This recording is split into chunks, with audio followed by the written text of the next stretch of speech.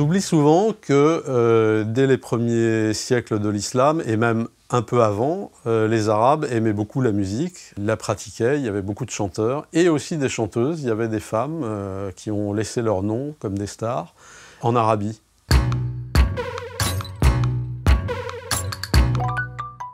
Avant l'islam, c'était surtout la Mecque, en fait, qui était un grand lieu de rencontre et de commerce.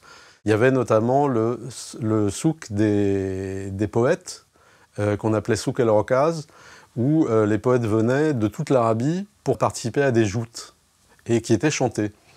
Et il y avait aussi des chanteuses qu'on appelait les qiyan, qui étaient probablement, on ne sait pas très bien, mais sans doute des esclaves ou disons qui avaient un statut servile. Et donc tous ces gens-là chantaient énormément, et donc c'était une grande richesse culturelle qui, naturellement, avec l'épanouissement de l'islam, s'est aussi épanoui énormément parmi toute l'aristocratie, disons, de la Mecque et de Médine. À la fin du 7e siècle et au début du 8e siècle, là, il y a des femmes qui ont commencé à avoir beaucoup plus de succès, et donc, d'une certaine manière, elles ont commencé aussi à gagner une certaine indépendance. Azal Meila, qui était une grande chanteuse qui est morte en 710, avait pignon sur rue, elle faisait des concerts publics, elle enseignait la musique aussi, donc elle a eu beaucoup d'élèves, aussi bien hommes que femmes.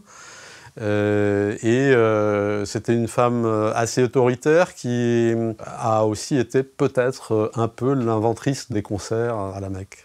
Quant à Djamila, elle était encore plus une star, on peut dire là, puisqu'elle était entourée de dizaines de musiciens.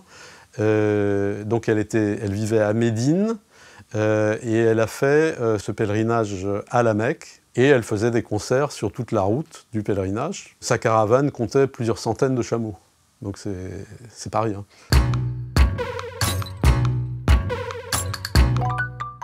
Malheureusement, cette période de liberté pour les femmes musiciennes va s'arrêter à partir de 750, lorsque le califat donc, est transféré de Damas à Bagdad. Là, ça devient un pouvoir beaucoup plus fort, beaucoup plus concentré, et donc aussi plus autoritaire et plus patriarcal. Il y aura encore des femmes qui seront musiciennes, mais ce sera à nouveau des esclaves. Et puis après, il faudra attendre bien sûr le XXe siècle, avec des grandes chanteuses comme Kalsoum, ou Asmahan et d'autres, qui là seront des véritables stars de la chanson arabe.